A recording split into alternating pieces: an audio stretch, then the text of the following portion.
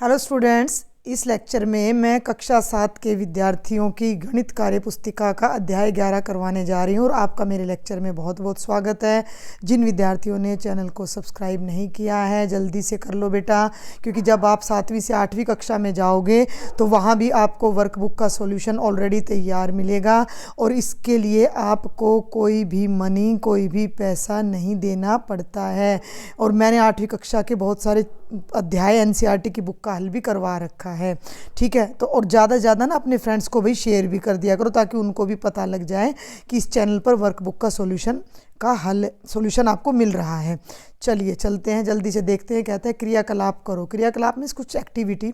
एक माचिस की डिबिया लो, उसके अंदर वाले हिस्से की निचली सतह को काट कर अलग कर लो। भाई माचिस की डब्बी जब तुम लोगे तो अंदर से तली ऐसे निकल आएगी, तो वो उस आकृति को नीचे बनाओ। तो मैंने बना दी, वो आयताकार है।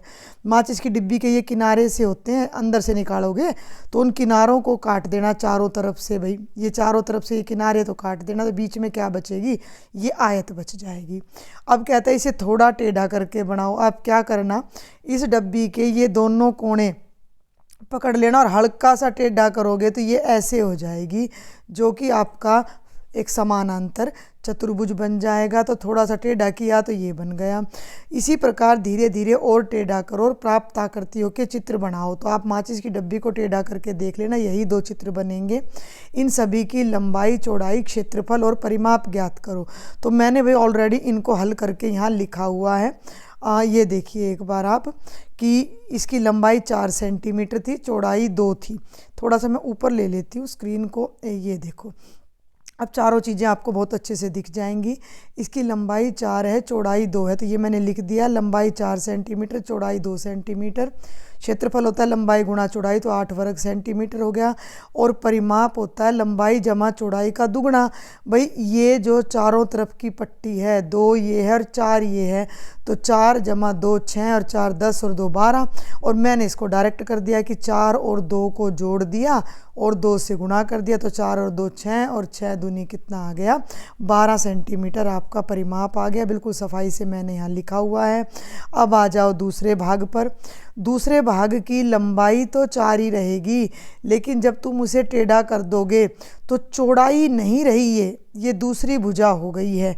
इसकी जो चौड़ाई होगी वो तो ये सीधी रेखा होगी, जो कि कितनी है? 1.5 सेंटीमीटर।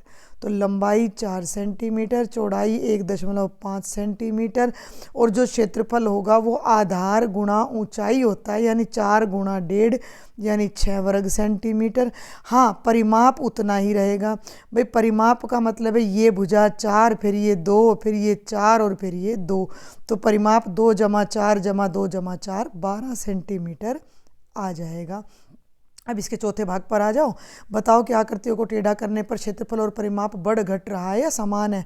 तो हम लिख देंगे कि परिमाप तो दोनों का बराबर है, देख लो आपके सामने है, 12 12 है, लेकिन क्षेत्रफल घट रहा है। अगले प्रश्न पर आ जाओ। ये है भी प्रश्न संख्या 10। एक वर्ग का परिमाप 20 सेंटीमीटर है, तो उसकी भुजा और क्षेत्रफल बताओ। भाई परिमाप, वर्ग क्या होता है? जिसकी चारों भुजाएं बराबर हो। इन चारों का जोड़ 20 आ रहा है, तो एक भुजा कितनी हो जाएगी? 20/4 यानी 5।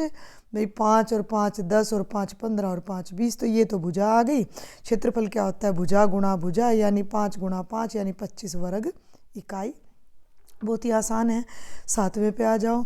एक दीवार 7 मीटर बाय 7 मीटर माप की है और ध्यान देना मतलब वर्गाकार है। एक दीवार है जो कि वर्गाकार है, 7 मीटर ही लंबाई है और 7 मीटर ही इसकी चौड़ाई है। और उसमें 2 बाय 1 मीटर की खिड़की बनी हुई है। 2 बाय 1, इसका अगर मैं कलर बदल दूं तो 2 मीटर ये है और 1 मीटर ये है कि खिड़की बनी हुई है। उस पर रंग कराने के लिए मजदूरी 3 रुपये प्रति वर्ग मीटर है। अब भाई जब तुम इस दीवार पे रंग करोगे ना, तो ये चारों तरफ करोगे, खिड़की तो खुली है, इस पे रंग नहीं होएगा। यानी कि पूरी दीवार में से खिड़की को घटा दोगे तो जो जगह बचेगी उसमें रंग करोगे। तो पूरी दीवार पर पेंट कराने का खर्चा कितना होगा? तो भाई पेंट कराने का क्षेत्रफल हो गया दीवार का क्षेत्रफल घटा खिड़की का क्षेत्रफल। अब मेरी बात ध्यान से सुन लो। दीवार तो वर्गाकार थी, तो 7 गुणा 7 हो गया क्षेत्रफल। खिड़की आयताकार थी, लंबाई गुणा चौड़ाई, तो 2 गुणा 1 हो गया। तो 7 7 49 में से 2 घटाया तो 47 वर्ग मीटर दीवार का क्षेत्रफल आ गया। सफ़ेदी का खर्चा 3 रुपये प्रति वर्ग मीटर है, तो 47 को 3 से गुणा कर देंगे तो 3 रुपये, यह रुपये प्रति वर्ग मीटर की दर से पेंट कराने का खर्चा हो जाएगा 47 गुणा 3 यानी 141 रुपये। अब आ जाओ भाई 12वें पे। एक आयताकार शीट का क्षेत्रफल, मुझे पता है आपको लेक्चर समझ आ रहा होगा, समझ आ रहा है तो जल्दी से बीच में पॉज कर दो और चैनल को सब्सक्राइब कर लो, अपने कुछ मित्रों को भी शेयर कर दो और उनको भी बोलो कि वो भी सब्सक्राइब कर लें, कोई पैसा नहीं लगता इसका। चलिए 12वें पे आ जाइए। एक आयताकार शीट का क्षेत्रफल 50 वर्ग सेंटीमीटर है। ये आयत है, ये जो स्क्रीन आपको दिख रही है ना मोबाइल की जिस पे आप पढ़ रहे हो, ये भी आयताकार है और इसका पूरा क्षेत्रफल 50 है, लंबाई 5 है। तो चौड़ाई ज्ञात करो। जब हम क्षेत्रफल को लंबाई से भाग करेंगे तो चौड़ाई आ जाएगी। ठीक है, तो क्षेत्रफल हो गया 50, लंबाई हो गई 5, क्षेत्रफल को लंबाई से भाग करोगे तो चौड़ाई आ जाएगी 50/5 यानी 10 सेंटीमीटर। अब परिमाप बताना है तो बिल्कुल आसान है भाई, ये 5 है, ये 10 है, ये 5 है, ये 10 है, उल्टा चित्र बन रहा है तो 10 और 10 20 और 10 30 आ जाएगा। यानी कि 2 ब्रैकेट लंबाई जमा चौड़ाई, लंबाई में चौड़ाई जोड़ी 15, 15 दूनी 30 सेंटीमीटर परिमाप आ जाएगा। अब देखो भी प्रश्न संख्या 13। एक वर्ग जिसकी भुजा 8 सेंटीमीटर है सर्वांग सम बहुभुज से मिलकर बना है, प्रत्येक बहुभुज का क्षेत्रफल क्या होगा? बहुत आसान है भाई, वर्ग की भुजा कितनी है? 8 और 8, तो क्षेत्रफल कितना हो गया? 64। पूरे वर्ग का क्षेत्रफल हो गया 64। ठीक है, अब इस पहली आकृति पे आ जाओ, 2 हिस्से बन रहे हैं तो इसका और इसका क्षेत्रफल बराबर होएगा, तो बहुभुज का यानी त्रिभुज का क्षेत्रफल हो जाएगा 64/2, आधा आधा 32 हो जाएगा। इस आकृति में दूसरी पे आ जाओ, इसमें 4 आकृतियाँ बनी हुई हैं, 1 2 3 4, तो हर एक का क्षेत्रफल पूरे का चौथा हिस्सा हो जाएगा 64/4 16। इसमें 2 आकृति बनी हुई है तो 64/2 32, इसमें 4 आकृति बनी हुई है तो वही 64/4 यानी कि 16 वर्ग सेंटीमीटर। तो बहुत ही आसान सा प्रश्न था। अगले भाग पे आ जाओ। भाग के अगला पेज है ये भाई, फिर से वही वर्ग है और इसका क्षेत्रफल 64 है, एक हिस्सा यहाँ और एक यहाँ, दोनों बराबर हैं तो हर एक का क्षेत्रफल 32 हो जाएगा। उसी वर्ग के 6 हिस्से कर दिए तो जितनी आयत बनी हर एक का क्षेत्रफल 64/6। अब यहाँ थोड़ा सा ध्यान देना, मैंने काट रखा है 64/6, 3 2 से काट दिया, 2 तिया 6, 2 दूनी 4, 2 तिया 6, 32/3 वर्ग सेंटीमीटर। और यहाँ 8 बराबर हिस्से बन रहे हैं, आप बहुत ध्यान से देख लेना। अगली लास्ट आकृति में देखो भाई, मेरी बात सुनो थोड़ा सा फिर मैं समझाऊं। पहले बने ये 4 बराबर हिस्से बन गए, पहले बने ये 4 बराबर हिस्से, चारों बराबर हैं, दिख रहे हैं आपको भाई, चारों बराबर हिस्से आपको दिखाई दे रहे हैं। अब दूसरा कलर ले लो, एक के अंदर से 2 हिस्से कर दिए तो ये हिस्सा इसके बराबर हो गया और भाई ये वाला इसके बराबर हो गया और भाई ये वाला इसके और ये वाला इसके, तो सारे हिस्से आपस में बराबर हो गए तो कुल 8 हिस्से बन गए। कुल 8 हिस्से बन गए तो पूरे एक त्रिभुज का क्षेत्रफल कितना आ जाएगा? 64/8 यानी 8 वर्ग सेंटीमीटर। तो बहुत ही आसान सा प्रश्न था। आगे चलो, नीचे दिए गए 14वां प्रश्न, समांतर चतुर्भुज को आयत में बदलने के लिए कौन सा हिस्सा काटना पड़ेगा, उसे बिंदु रेखा से दर्शाओ। तो आप अपना डायग्राम देख लेना, उसमें ये 5 होगा, ये 3 होगा, ये ऊंचाई 2 होगी। आप साफ तौर पे देख सकते हो, मैंने डॉटेड किया हुआ है कि ये हिस्सा हमें काटना है। ठीक है, ये हिस्सा हमने काटना है यहाँ से और इस हिस्से को काटकर हमने यहाँ पर चिपका देना है, तो ये आकृति हमारी आयत बनकर तैयार हो जाएगी। तो ये देखो यहाँ पर तो मैंने क्या किया, जो हिस्सा काटा है वो दिखाया, ध्यान से सुन लो। मैंने इसी समांतर चतुर्भुज को दोबारा बना दिया, ये तो मैंने बनाया समांतर चतुर्भुज। जो हिस्सा काटना था वो मैंने, अब ध्यान देना मेरी बात पर, इस लाइन को मैं एक बार मिटा दूं तो जो हिस्सा मैंने काटना था उसको मैंने इस तरह से ये डॉटेड कर दिया है, जो मैं यहाँ पिंक पेन से दिखा रही हूँ। क्लियर है? तो आगे बढ़ते हैं। अब इस काटे हुए हिस्से को इस प्रकार जोड़ो कि ये आयत बन जाए।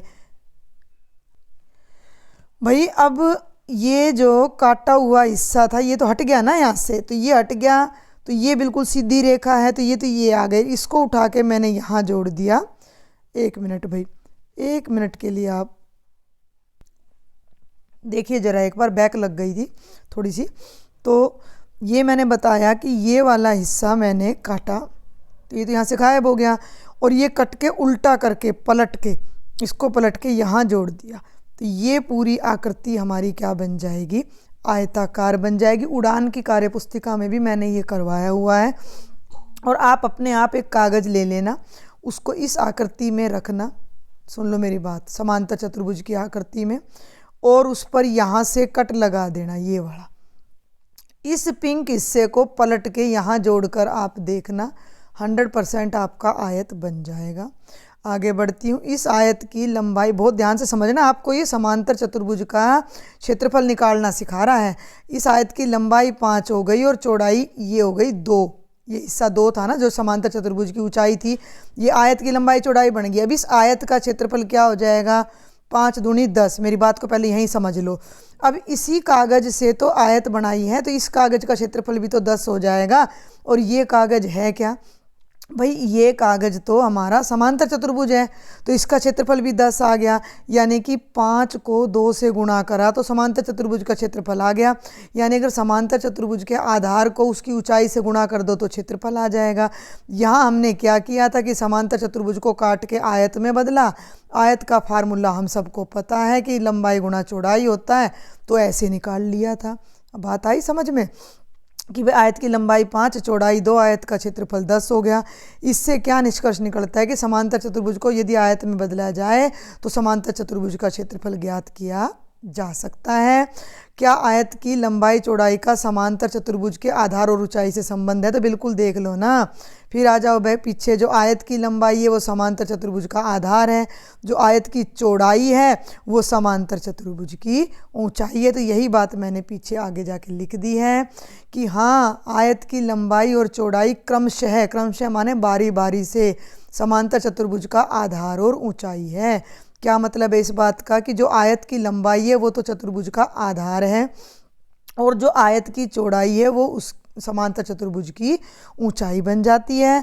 तो इस प्रकार समांतर चतुर्भुज का क्षेत्रफल क्या हो जाएगा, आधार गुणा संगत ऊंचाई। आगे बढ़ते हैं भाई। 15वां प्रश्न है, ये आपको दिख रहा होगा। किसी समांतर चतुर्भुज को 2 बराबर भागों में किस प्रकार बांटे कि बनने वाले भाग त्रिभुजाकार हो, बनाकर दिखाओ। बिल्कुल आसान है। ये समांतर चतुर्भुज बनाया मैंने और इसको यहाँ बीच में से काट दिया, तो ये हिस्सा भी त्रिभुज बन गया और ये हिस्सा भी त्रिभुज बन गया। तो ये आप रचना इस पे कर देना। तो अब मेरी बात ध्यान से सुनो। अब ये समांतर चतुर्भुज 2 त्रिभुजों में बट गया, तो इन दोनों त्रिभुजों का क्षेत्रफल निकाल के जोड़ दूं तो समांतर चतुर्भुज का क्षेत्रफल आ जाएगा। और समांतर चतुर्भुज का क्या होता है, आधार गुणा ऊंचाई। बात को ध्यान से सुनना। 2 त्रिभुजों का क्षेत्रफल आ गया आधार गुणा ऊंचाई, तो एक त्रिभुज का क्षेत्रफल इसका आधा हो जाएगा। यदि हमें एक त्रिभुज का क्षेत्रफल निकालना हो तो क्या बनेगा, यह समांतर चतुर्भुज के क्षेत्रफल का आधा हो जाएगा। भाई जो ये एक त्रिभुज है, मान लो ये पिंक कलर का त्रिभुज मैंने ले लिया, तो ये पूरे समांतर चतुर्भुज का आधा है। अब समांतर चतुर्भुज का क्षेत्रफल तुमने अभी अभी देखा है क्या होता है, आधार गुणा ऊंचाई, और आधा करने के लिए इसको 1/2 से गुणा कर दो। ठीक है भाई, तो त्रिभुज का क्षेत्रफल हो जाएगा 1/2 गुणा समांतर चतुर्भुज, मतलब समांतर चतुर्भुज के क्षेत्रफल का 1/2। 1/2 का मतलब आधा, तो ये हो जाएगा 1/2 गुणा आधार गुणा संगत ऊंचाई। तो हमने समांतर चतुर्भुज का क्षेत्रफल भी देख लिया सूत्र, और त्रिभुज के क्षेत्रफल का सूत्र भी देख लिया। अब हम चलते हैं आगे। एक बिंदु से 5 सेंटीमीटर का धागा लेकर उस बिंदु के चारों ओर घुमाओ। तुम ऐसा करना, इस पे तो तुम्हें ऐसे ही बनाना पड़ेगा। यहाँ एक कील लगा लेना, ड्राइंग पिन लगा लेना, और 5 सेंटीमीटर धागा काट लेना, ऐसे पकड़ना और इसको घुमाते चले जाना। तो क्या आकृति बनेगी, ऐसी वृत्ताकार आकृति बनेगी जो मैंने यहाँ ड्रॉ कर दी है। आगे चलते हैं। 17वें में ये क्या कहता है कि कुछ वृत्ताकार वस्तुएं जैसे चूड़ी, बोतल का ढक्कन, रिंग, थाली आदि लो और धागों से इनकी लंबाई मापो। मैंने ये एक्चुअल माप के लिखा हुआ है, ठीक है। मैंने अपनी ही चूड़ी ली थी और मैंने यहाँ से धागा शुरू किया था, बड़ी मेहनत लगी थी भाई। कहीं आप सोचते हो कि लेक्चर ऐसे ही बन जाते, बड़ा होमवर्क करके मैं आपको ये लेक्चर कराती हूँ। तो लाइक करने में, शेयर करने में और सब्सक्राइब करने में आपका कोई पैसा नहीं लगता, कुछ भी नहीं घिसता आपका, ठीक है। तो कर दिया करो। तो ये धागे से मैंने नापा, तो मेरी चूड़ी की जो लंबाई आई, चारों तरफ की लंबाई, गोल चीज़ की लंबाई वैसे नहीं नपती, तो मैंने धागा नापा और धागे को फुटे पे नापा तो 19 सेंटीमीटर था। एक मेरे घर वाटर बोतल थी, उसका ढक्कन नापा तो 5 सेंटीमीटर था। रिंग अंगूठी ले सकते हो कोई भी, तो 9 सेंटीमीटर। और थाली 287 सेंटीमीटर आई थी। आप भी अपने घर की थाली नाप लेना। क्या किसी अन्य तरीके से भी हम लंबाई को माप सकते हैं? तो हाँ, उसके लिए हमारे पास डायरेक्ट फॉर्मूला होता है वृत्त की परिधि का। वैसे तो क्या कर सकते, तार, इसके बराबर का तार ले लो और उस तार को काट के सीधा करके नाप लो, लेकिन मैंने इसको पूरा सूत्र लिख दिया है कि अगर इस तरह के वृत्त की त्रिज्या r हो तो परिधि निकालने का डायरेक्ट तरीका 2 पाई r हो जाता है। ठीक है, इसी तरह तुम अलग अलग त्रिज्या के 3 वृत्त खींचो और धागे की सहायता से परिधि ज्ञात करो। भाई ये वृत्त ना मैंने खींचे थे पेंसिल से, और जब मैंने इनकी फ़ोटो ली ना तो पेंसिल का प्रिंट थोड़ा कम आया है, तो ये मैं एक बार इन पर फेर रही हूँ। ये मैंने लगभग 2 सेंटीमीटर त्रिज्या, 2 नहीं था, 1.7 था ये लगभग। तो मैंने एक वृत्त ये खींचा, आप अपनी मर्जी से करना भाई, मेरी मर्जी से मत करना। एक वृत्त ये खींचा मैंने और एक वृत्त ये खींचा था, आपको हल्का हल्का दिखाई भी दे रहा होगा। तो इसकी परिधि मैंने नापी थी धागे से, 7.5 सेंटीमीटर थी। इसकी लगभग 10.6 थी और इसकी लगभग 16.3 के आसपास थी सेंटीमीटर। ठीक है, 16.3 सेंटीमीटर। और अब हम ये 20वां प्रश्न है जिसका फर्स्ट पार्ट लास्ट में अभी कर रही हूँ, बाकी अगले लेक्चर में कराऊंगी।